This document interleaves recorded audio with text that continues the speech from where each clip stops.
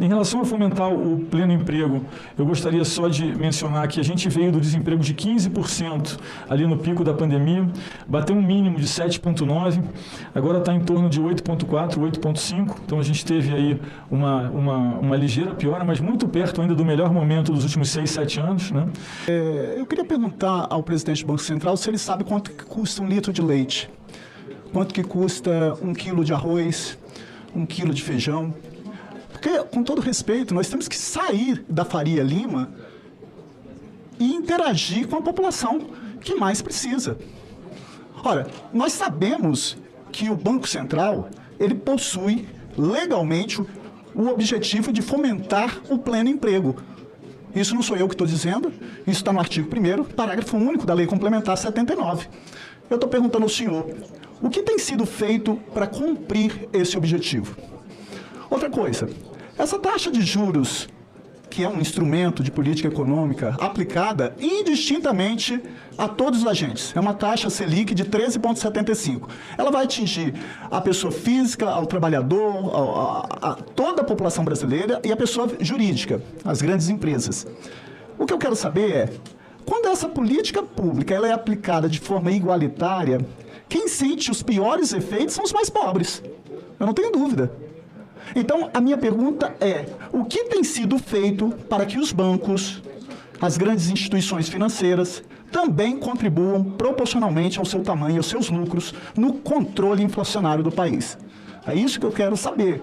Ora, porque se você aplica uma taxa Selic de 13,75 de forma indiscriminada para todo brasileiro e brasileiro, seja pessoa física e jurídica, seja banqueiro, seja grandes empresas, quem vai mais sentir esse impacto, obviamente, é a população mais pobre. Lembrando que um dos fundamentos da República Federativa do Brasil, e mais uma vez não sou eu que estou dizendo, está lá no artigo 3º, inciso 3º da Constituição Federal, é erradicar a pobreza, abolir toda e qualquer forma de discriminação, reduzir a desigualdade social e regional. E um outro questionamento que eu faço ao senhor é, o boletim do Copom, ele embora pretensiosamente técnico, ele é baseado em dados objetivos. Mas ele possui, se você pegar esse boletim do Copom, presidente, ele possui fundamentos de natureza subjetiva, principalmente na expectativa em relação ao cenário internacional. A taxa de juros do Brasil é reconhecida a maior do mundo, estando hoje em 6,94 com juros real. Assim, eu quero perguntar ao senhor Roberto Campos Neto, o que o Banco Central está fazendo, o que o Banco Central está vendo que o mundo não está vendo para estabelecer essa taxa Selic de 13,75. O que justifica uma taxa em patamar tão significativo, baseado no cenário externo, que não se aplica em outras economias? Eu não consigo entender isso, porque se você estabelece isso como um requisito, 13,75, está tendo o Copom fala num requisito de natureza objetiva, mas ele é impregnado por conceitos de natureza meramente subjetiva. Então, gostaria muito que o senhor explicasse o que o Banco Central está fazendo para implementar o artigo 1º, ou seja, o objetivo de fomentar o pleno emprego, porque hoje nós temos aí 62,5 milhões de brasileiros e brasileiras abaixo da linha da pobreza, uma desigualdade social e regional, em que essa taxa de juros só vai aprofundar essa desigualdade social.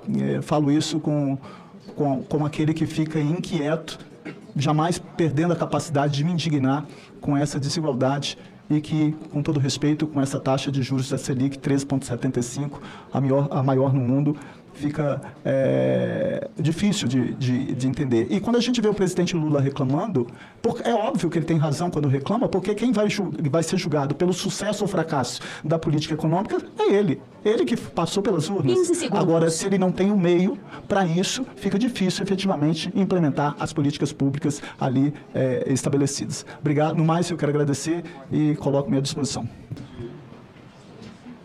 Agradeço a Vossa Excelência, senador Vanderlan Cardoso, a minha presença do presidente do Banco Central, Dr. Roberto Campos Neto. Começo fazendo um protesto em nome do Senado e também da CAI. O tempo nosso não é o tempo político na CAI, é o tempo da economia. Vossa Excelência uma declaração lá em Londres que o tempo político não é o tempo técnico.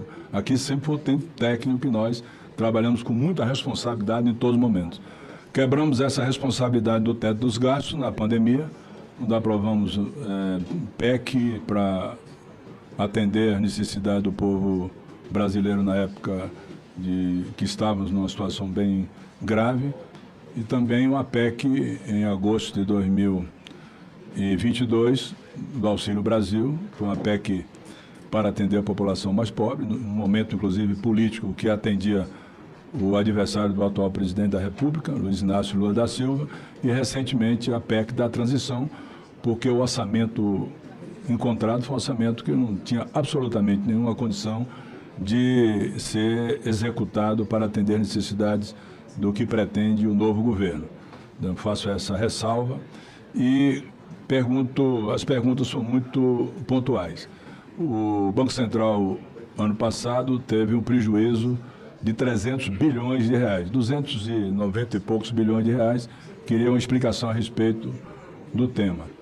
Quanto à questão dos juros, o cenário atual mostra uma posição melhor do que no começo do ano, até o ano de 2022. Nós estamos aí, a lei orçamentária anual previa um déficit de 240 bilhões de reais, já foi feito um levantamento, será em torno de 100 bilhões de reais para o déficit desse ano. A inflação projetada está a nível de, para fechar o ano, como vai, em nível de mais ou menos 5,5%, 6%, acho que é isso, não é?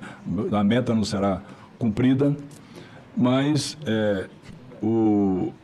os juros, como Vossa Senhoria falou, ex ante, é em torno de 7% ao ano, tirando a inflação, 7 ou 8% ao ano, com 13,75%. Tem duas declarações que me chamaram a atenção. A primeira declaração foi do Dr. Josué Alencar, que disse que o juro no Brasil era pornográfico, palavra dele, aspas, palavra do José Alencar. Segundo do ganhador do Prêmio Nobel da Economia, Dr. Joseph, que disse que o juro no Brasil é pena de morte. Eu concordo com as duas frases, tirando a expressão pornográfica que não cabe aqui no Senado Federal. Não é da minha linguagem, mas só lembrando, ele é representante da Fiesp, ou seja, ele representa o conjunto dos empresários, investidores do Brasil. Quando Vossa Senhoria tomou posse, no ano de 2019, fevereiro de 2019, no Banco Central, e foi reconduzido já agora com autonomia, a inflação era de 4,31%. Os juros eram de 6%.